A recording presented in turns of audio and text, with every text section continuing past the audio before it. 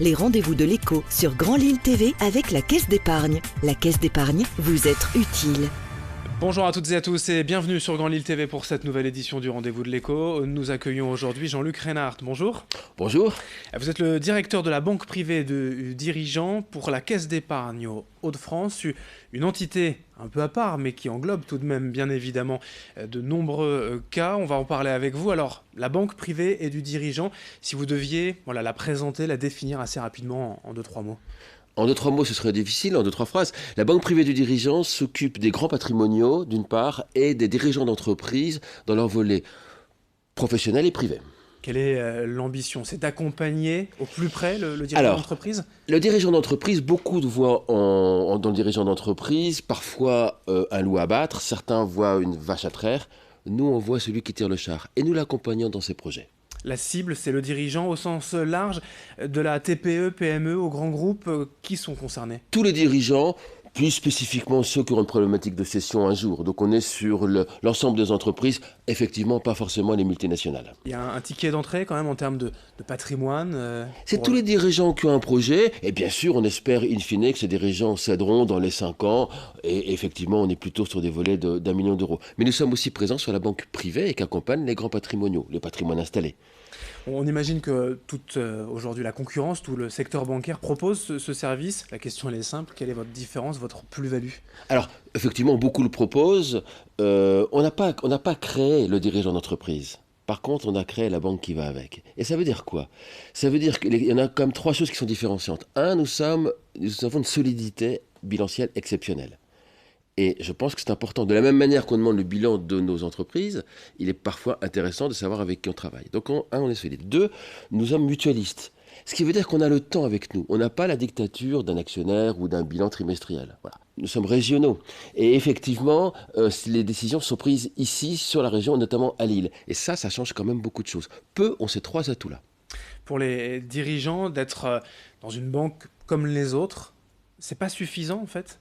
Il faut une banque privée du dirigeant, une entité à part, je le disais? C'est une excellente question. Disons qu'il y a 3 niveaux d'intervention pour une banque. Dans un premier temps, on peut faire une prestation. Je vous fais un découvert. Dans un deuxième cas, je couvre un besoin. Je dois avoir des revenus pour ma retraite. Dans un troisième cas, on accompagne un projet. Le projet, ça peut effectivement avoir un projet de vie, un projet de cession. Et là, nous l'accompagnons complètement de transmission aux enfants. C'est pour ça qu'il y a une banque privée du dirigeant.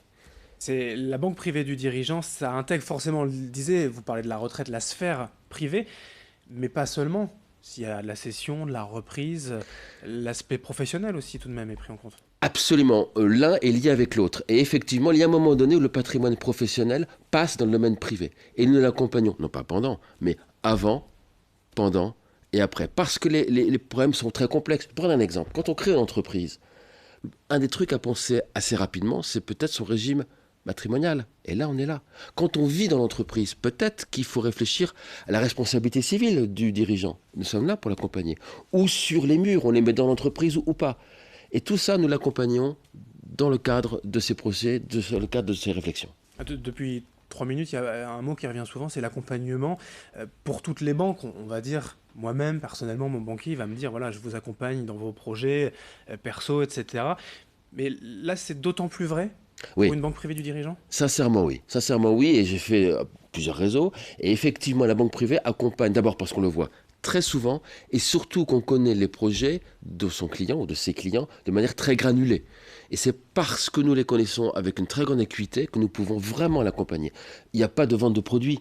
On l'appelle parce qu'on a identifié qu'il y a un changement fiscal qui peut intéresser le client. Et ça arrive souvent, vous savez. Notamment la loi Pacte, qui va changer beaucoup de choses. C'est vrai que j'allais en venir, vous m'enlevez les mots de la bouche. La vente de produits, parfois, quand on se fait un peu l'avocat du diable, les banquiers, c'est pas forcément des conseillers, c'est plus des vendeurs.